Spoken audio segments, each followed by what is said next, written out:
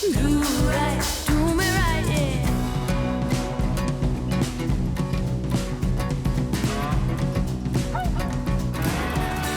I need love, yeah. Knocking down my do right in the morning, do right in the evening, do right in the morning, do right. It's amazing. Every time I come up to the northeast, I fall in love more and more with the place and what's going on. And I contemplated how I would start the lecture. I contemplated doing something different. So I wanted to do an interpretive dance. I wanted everyone to do an interpretive dance on the premise of how would you dance if someone told you you could speak at the Do lectures. I'm not going to do that because I'm worried. I also contemplated doing poses. We went to stay at a friend's place in Glenrowan and she said, what you should do is get everyone to do a pose. And I said, okay, what sort of pose? And she goes, there's been a scientific study about blind runners and there's testosterone and that when they finish a run, they stand like this and they're blind. They can't see anyone else doing it, but it's a euphoric feeling they have when they stand like that. So I contemplated having you all do that. I didn't. I contemplated doing she told me about the Wonder Woman stance.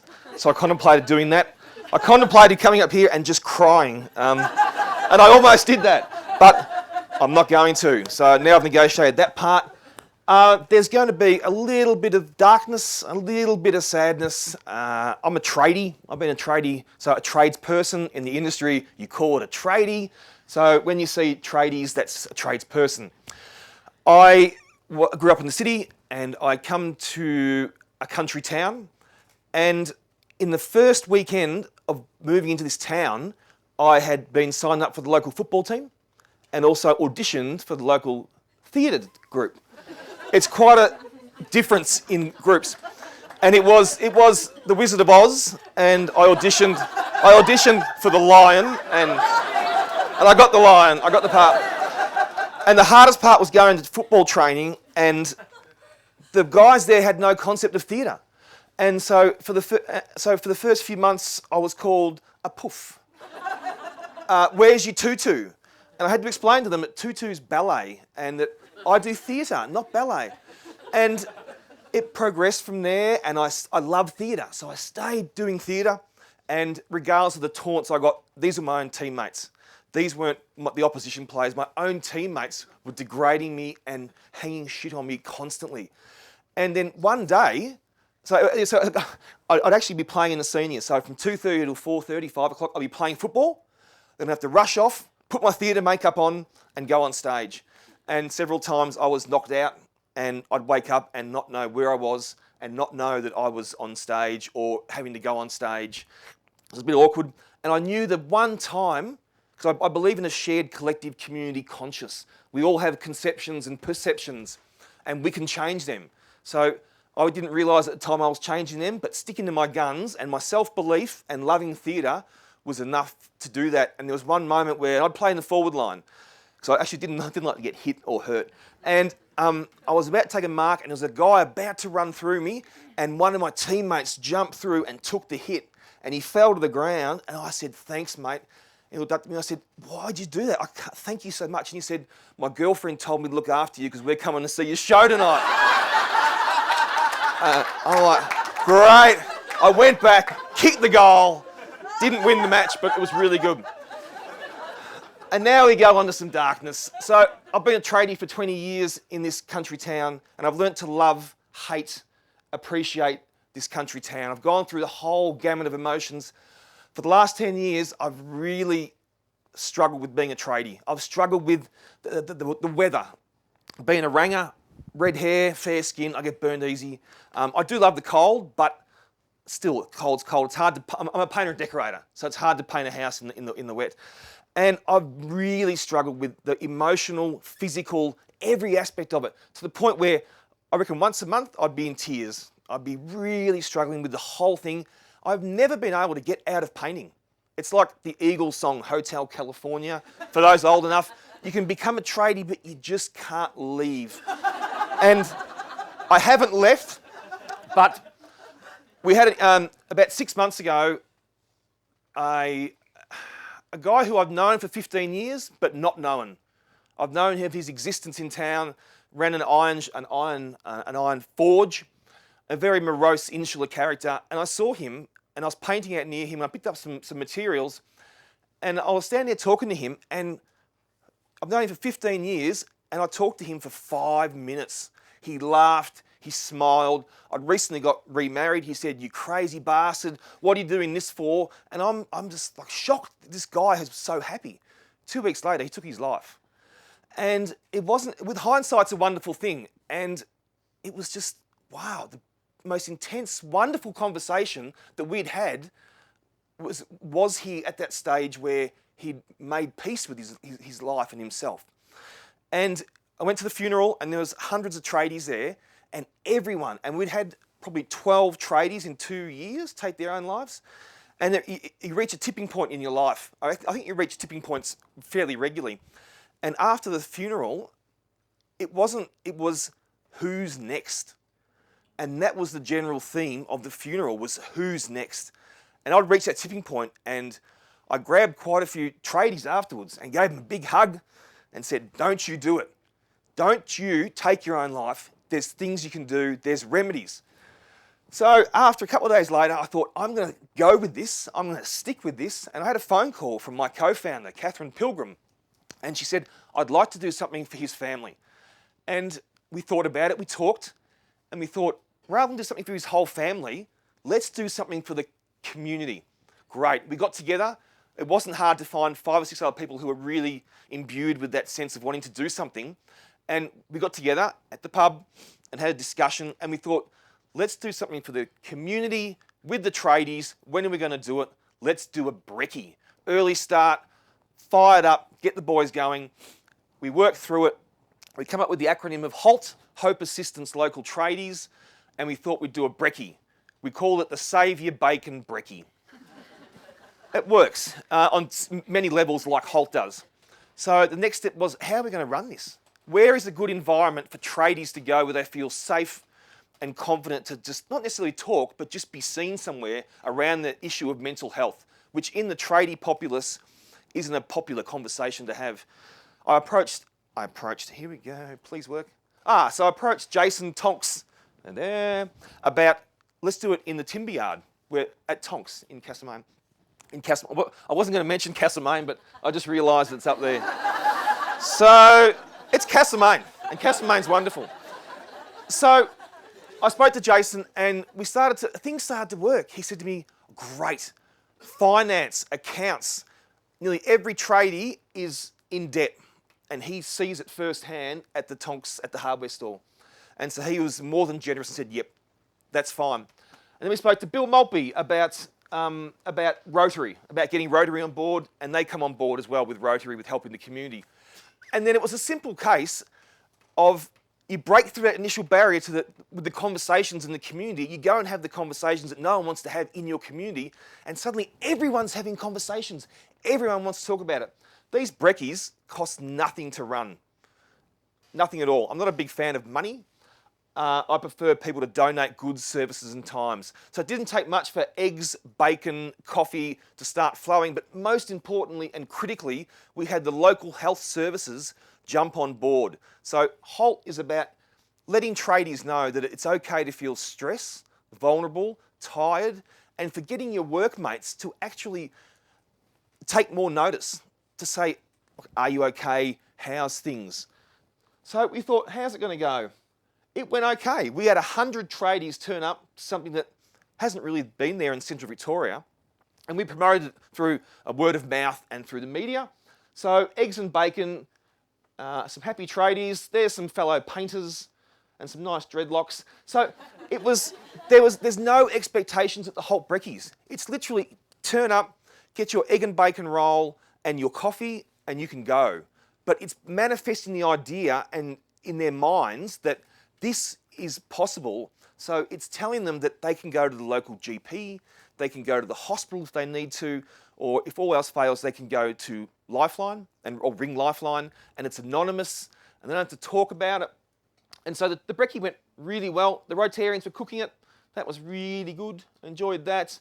This is one of my favourite photos because none of those blokes knew each other. They'd sort of seen each other around town and passed each other in the hardware store, but didn't really know each other. And so, yeah, and it's all about being relaxed and comfortable and walking into an environment where there's 100 other guys and just going, wow, people in the community understand what we're doing. So we give them a bag of goodies. There's bags, most importantly in the bags is information about where they can go in their local area to get help. And there's also, I think we had coffee, cake, puddings, whatever people want to donate, we put them in. So everything that each community donates, it all goes into the bags. We don't take anything out of it. It could be restaurant vouchers, anything like that. That's a group shot, obviously, and it's a cross-section. We have counsellors, female tradies, male tradies, people who have been affected by stress and depression. Anyone can come along. It's sort of for the tradie community. So the Castlemaine went really well. And there were some people from Standby and Headspace up in Bendigo who we just had conversations with, and they come along and they said, should we do it in Bendigo? And I tend to just walk up to people and say, hi, can we do this? So I walked into Humanizer, Home Hardware in Bendigo, and said, you don't know me, but I did a brekkie, and can we do the brekkie here? And they said, yes. It's very easy when it comes to depression, prevention, suicide, sadness and vulnerability in the tradie community. It's out there, it's just no one's talking about it. Hopefully now they will. That's our logo. So logos, posters, everything's done through, at the moment, because we're only still small and we're just burgeoning and expanding, it's all done through understanding by people. They're happy to donate their time because they understand. And I've lived the sadness and toughness in the tradie community, and yeah, everyone knows a tradie. And I was also going to yell out, you know, what's the first thing that comes to your mind when you mention tradie? And I'm not sure. I'm not going to do that. That's all right. So we went to Bendigo. There's 100,000 people, and this is another tipping point. I was in my comfort zone in Castlemaine. I knew a lot of people. I've been there 20 years. I've played footy, been a bouncer, been in the theatre, gone to uni, TAFE, done all this sort of stuff. Going to Bendigo was the next interesting proposal. And it picked up momentum really quick, and it's a real satisfying feeling. It is nerve-wracking when you have 12 Rotarians cooking a brekkie and you have a huge yard, and at 5 to 7 there's no one. And I just thought, no, this is going to fall flat on its face. And I've fallen flat on my face before and picked myself up, but I really wanted this to go really well. And it did. It went really well. We have a guy who comes around with mobile coffee, and he donates his time as well. And we kept going, more Rotarians. So as the HALT brekkie expands, we connect with each community, and we go with their Rotarians, and the Rotarians help and they contribute, and it's just spreading the word. That's a nice photo of an old, so it's one of the most interesting aspects of it is it's all ages. So the young guys come along and get excited, but the old tradies come along that might be semi-retired, that are feeling a bit lonely, not being amongst the tradies, and they come along as well, which is really good. And so now we're starting to, it's interesting, we're starting to build that web now. So we have people from Standby and Lifeline and Headspace come along. There's a lady there, Alana McGregor, who started SPAM, which is a Suicide Prevention Awareness Network walk in Bendigo. We connected with them. She lost 2 of her children through suicide. And she's very proactive, and she's an amazing, inspiring woman. Like I can't believe how inspiring it is here, just listening to all of you talk all around the tables and the campfires. It's inspiring, but there's so many inspirational people out there. It's fantastic. It's like a drug, I think. Some of them are still a bit shocked about what's going on, and they're getting their photos taken. We're going where angels fear to tread, so to speak. So we end up having 250 tradies come through in Bendigo. I would like 300 next year. The affirmation for me is a grizzly old concreter in Castlemaine who doesn't talk and doesn't say anything, come up to me in the pub and put his arm around me, and I'm like, whoa, this is really... But he had a few beers, I must admit, and he goes, thanks, Jez. Probably won't make it to the brekkies, but thanks, we needed this. That sort of affirmation is what keeps HALT going at the moment. And like I said, I wanted it to not be held back by financial reasons. No grants, no fundraising. Any donations we get financially, we have the person holds the money, and we bring other members of the community to invoice them where we need to. So we don't actually hold money at the moment, but the good news is coming. And cross-section, and they're all looking up at me. For some reason, I feel the need to be elevated when I talk. I think it's being a Leo and having a slight messianic complex. I reckon I'm an honest person, come on. Yeah, so this is a Bendigo, and it's a wonderful feeling. And we also, as we network around through the communities, we had a guy from Bendigo Food Share come along, and he wanted to donate 250 food parcels to the tradies. Once again, almost tears, and we ummed and ahed about it, and people said, tradies make lots of money. I'm like, really? I've been painting for 20 years and I haven't made much money. My stepfather's a plumber and he's heading towards 60. He lives week to week. So many tradies live week to week. It's trying to break that shared community consciousness of what tradies are like, that they're all wealthy or they're all make big bucks and earn lots of money. Unfortunately, it's not the case. And people said, but they've got lots of money. And said, well, okay, let's turn it around and get the tradies that don't want a food hamper to give it to someone who they think needs it and have a conversation. Not around here, I feel sorry for you, but just I care, I worry, I'm concerned. Here's a food parcel. And it was food essentials. This time it wasn't coffee and cake, and it was just essentials. So more happy. I don't know whether tradies just smile for a camera. And tradies are a shy lot, but sometimes if they're talking on radio, they'd love to talk and being on telly. And so we had people from the TAFE and St Luke's help out with that. And that's just a group shot. That's a horrible photo because I'm going bald. And I said to the photographer, don't take that shot, dude. But I thought, I'm a pretty humble person. And so that's where HALT is. A couple of interesting things. We put that out to the world. And I think finances is a big key. I don't know many tradies that can run their finances very well.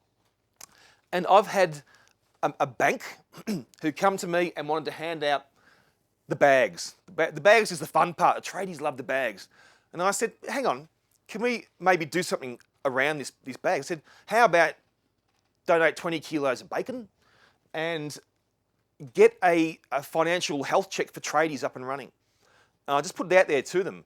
And they come back and said, yep, we'll donate the bacon and we're going to put together a model for a financial health check for tradies, which they haven't done before. And now they're doing it. And I didn't push them. They recognise that sense of community and that need to do something within the community, and they're now doing that. And as HALT expands, that model they're building will also come around with us into the communities. And now I go to the other banks and go, hey, look what this bank's doing. What do you reckon? Yes, and they do it. So that's also part of it. And I think that might be it. So basically, the good news is, I went to a brekkie through Bendigo Community Health. Actually, can we edit that? Because I shouldn't have mentioned their name at the moment. But I went to a brekkie. Yep. I went to a brekkie and I walked into this boardroom. I'm not familiar with boardrooms, and they had this big spread of food there, and I'm like, okay, that's nice. There's scones and jam and cream and quiches, and that's good. And I sat down and talked to the CEO. So I met the CEO 2 days before. I did a talk at the Suicide Prevention Awareness Network walk. And it was really hard doing a talk there because the lady whose partner had taken his life was standing right in front of me. And I hadn't talked to her since he'd taken his life. We just couldn't do that, getting together and talking. We couldn't do it. She couldn't bring herself.